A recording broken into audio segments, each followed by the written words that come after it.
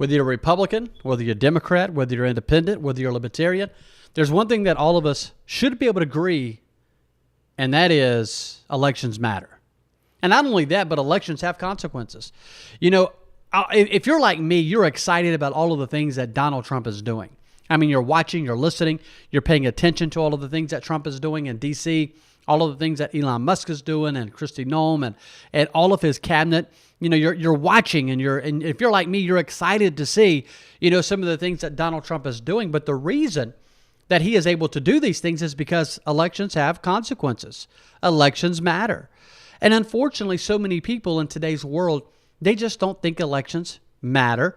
And now I think some are beginning to wake up and understand that they do matter and that they do have consequences. That is why I push this right here more than probably I push anything else, and that is this right here. I talk about this every single show. Every show. Look at this. Your vote counts. Your vote counts. And your vote does count. I mean, I'm glad to see that people are waking up and understanding that their vote counts. You know, the beautiful thing about that is this. April 1st, we have elections. Matter of fact, there's an election here Tuesday in Gulfport. But there's elections that are coming up.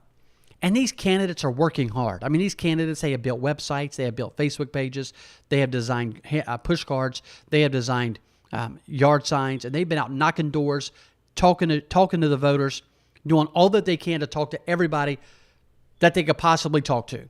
Why? To get people to go to the polls and to vote for them.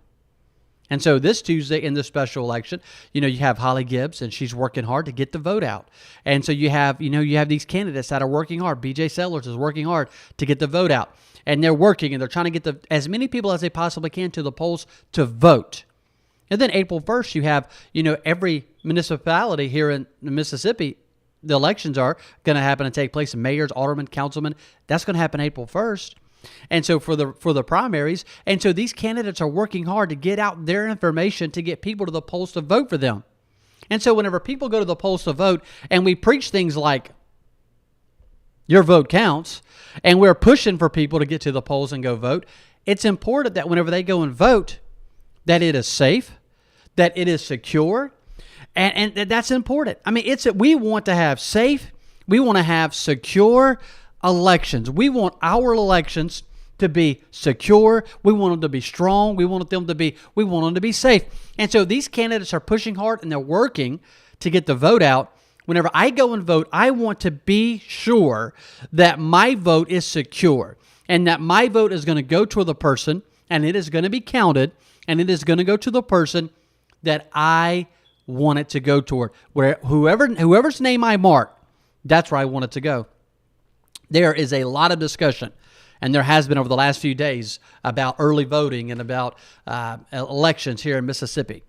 You know, and whenever I look at the different debates and I hear what this person is saying about early voting and what this person is saying about early voting, you know, everybody has differences of opinions about how we should or should not vote. I don't have it all figured out, but I do have a few things figured out whenever it comes to elections. And there's a few things that I am not willing to move on. Like, let me give you an example. I believe that there are to be voter ID, 100%. I don't believe that people should be allowed to vote unless they have a ID. These people at these polls, they need to be able to confirm who it is that is standing before them. So if you have Dan Carr and he walks into the Lyman Community Center to vote, I hand them my driver's license. They look at that. Dan Carr, Dan Quitman Carr Jr. They look at my address, and they look on my voter registration. They see my name. They see my address. It all lines up. And so then I vote. I vote for the person that I want to vote for. And so that is important. But here's what I'm going to talk about today. I'm not going to weigh into all the other stuff that everybody else is talking about. I'm going to talk about something that I believe is more important than all of the things that they're weighing in and talking about, which I think is important, but not as important as what I'm going to talk about today. And that is whenever it comes to having closed primaries.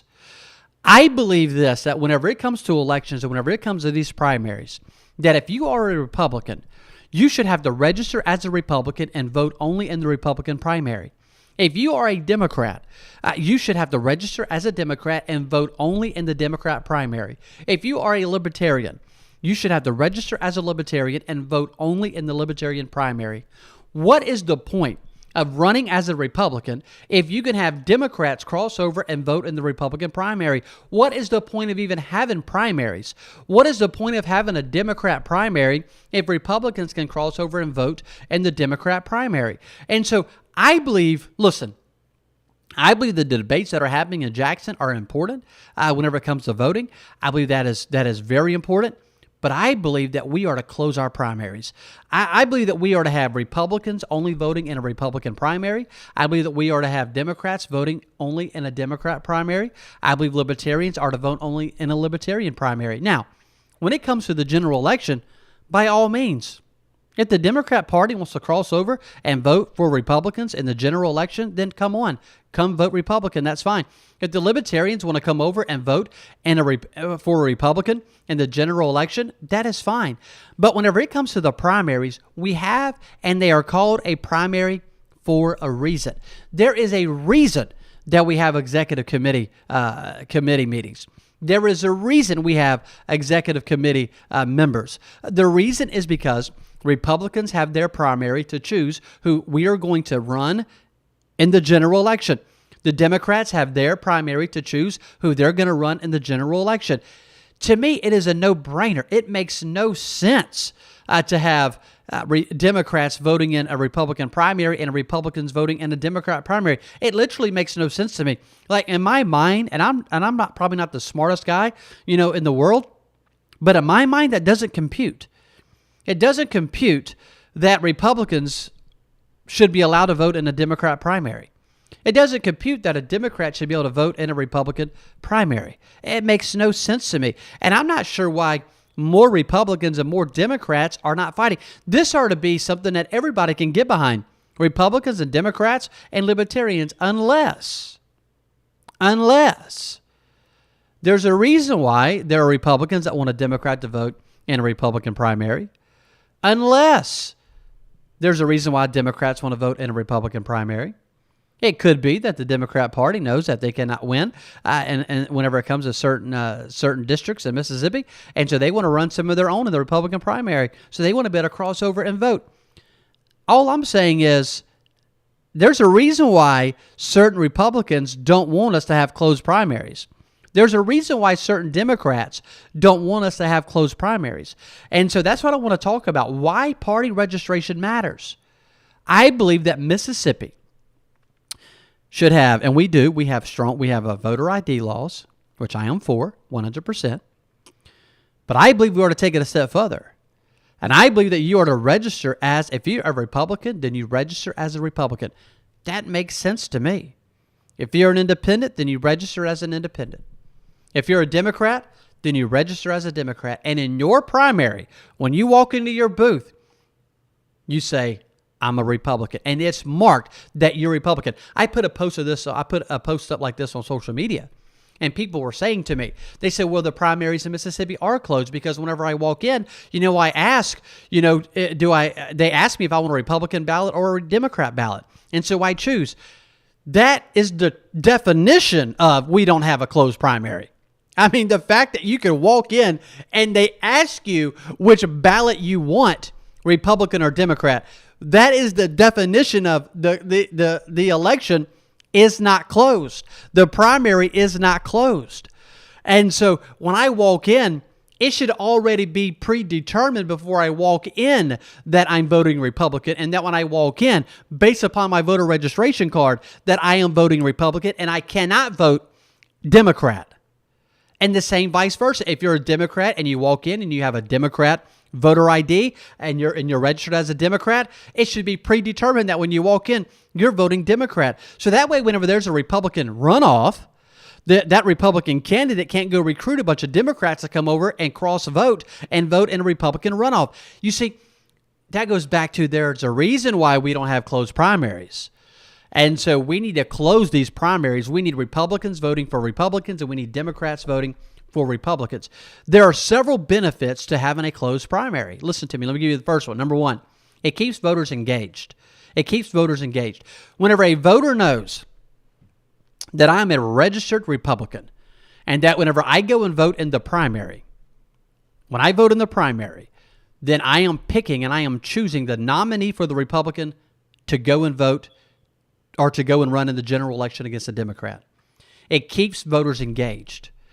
Whenever you have to register as a Republican, then the Republican Party, and the Republican Party does a good job at this somewhat, but I think that if we had closed primaries, I think that the Republican Party could even do a better job whenever it comes to targeting Republicans and getting Republicans to the polls to vote in the primaries. And that's vice versa for the Democrats. I think that the Democrat chairman, he can do a better job, or she can do a better job at targeting Democrats and getting Democrats to vote in the Democrat primary.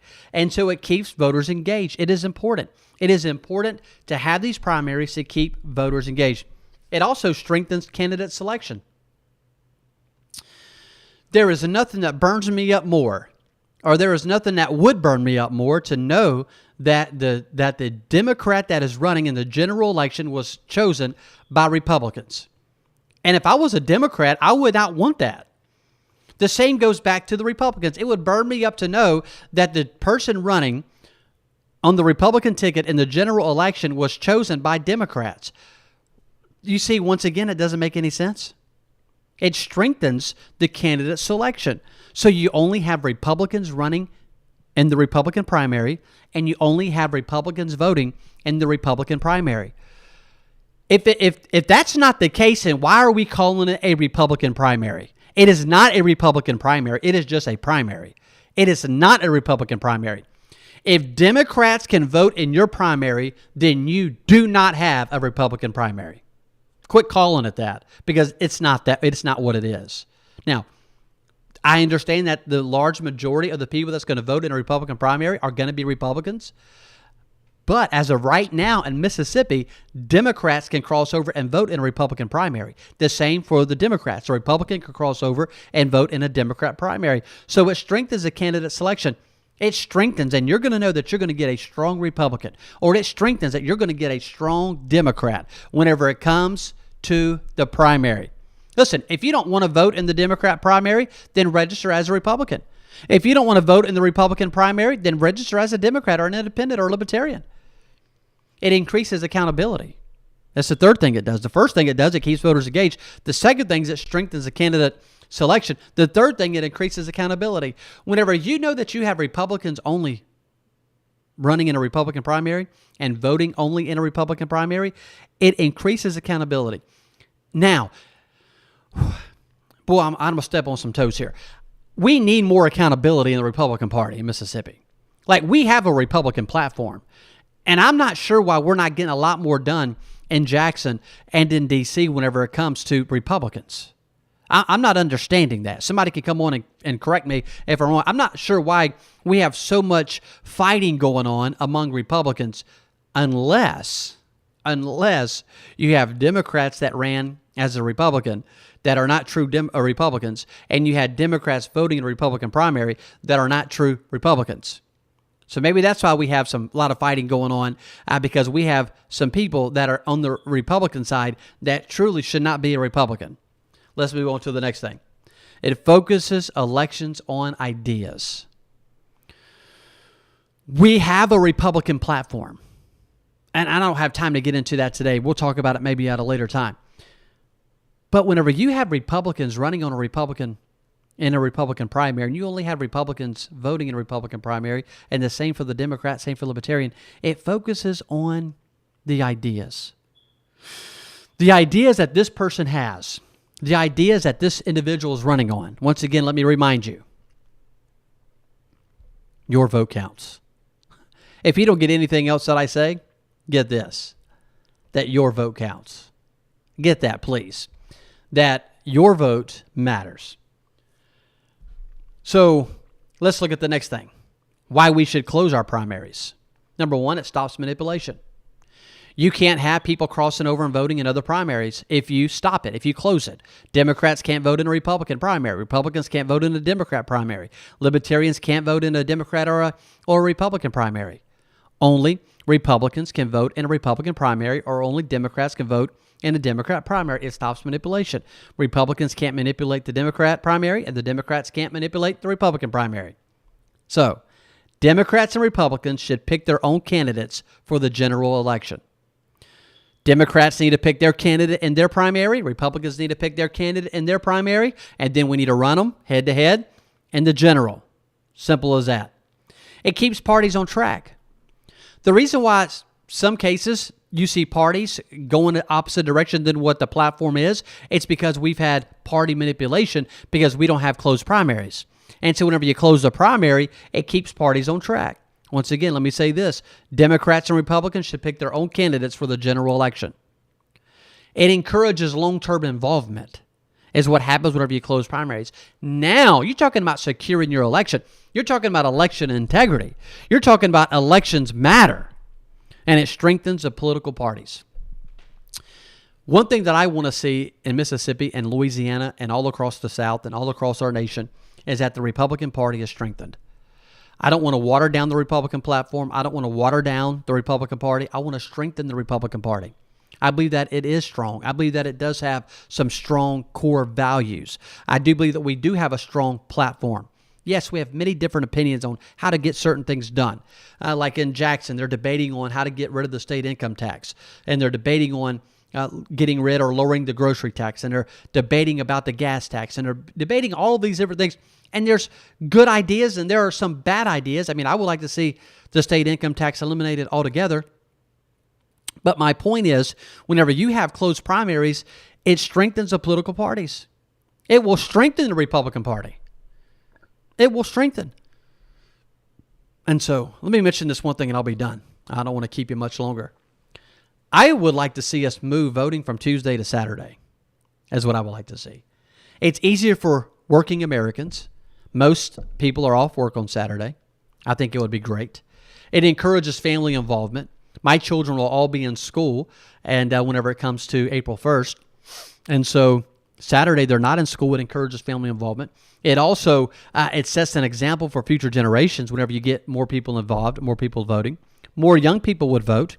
College students, young workers, they don't have the opportunity now. I mean, they can, but it would be a lot easier if it was on Saturday for them. More people would go to the polls if it was on Tuesday. And so I would like to see the voting move from Tuesday to Saturday. I'm not sure who can make that happen. That's just a dream that I have. I mean, maybe it will one day, maybe it won't. But I do believe that we can close these primaries. I do believe that we can ensure that Republicans are only voting in a Republican primary and Democrats are only voting in a Democrat primary. After saying all of that, I want you to look at this and think about this quote. A politician thinks of the next election. A statesman of the next generation. A politician thinks of the next election. A statesman of the next generation. You're talking about a true statement. You're talking about a factual statement. Whenever it comes to Jackson or D.C. or Baton Rouge or wherever the capital is, many politicians, whenever they go to vote, they're thinking about the next election. If they're a politician. But if they're a true statement, they're thinking about the next generation. Ladies and gentlemen, we need to send men and women to Jackson and Baton Rouge and capitals all across this nation. We need to send men and women to D.C. that are thinking and planning for the next generation. They're not bought and paid for by bureaucrats. They're not bought and paid for by special interests. They're not bought and paid for by anyone except they're voting according to the Constitution. They're voting according to their party platform, and they're working for the betterment of future generations. I hope this conversation today, this talk gets you thinking about elections and how important they are for you and I. So that way, whenever it comes time for elections, that we get to the polls and we vote. It's important to be in the debate and have a civil debate.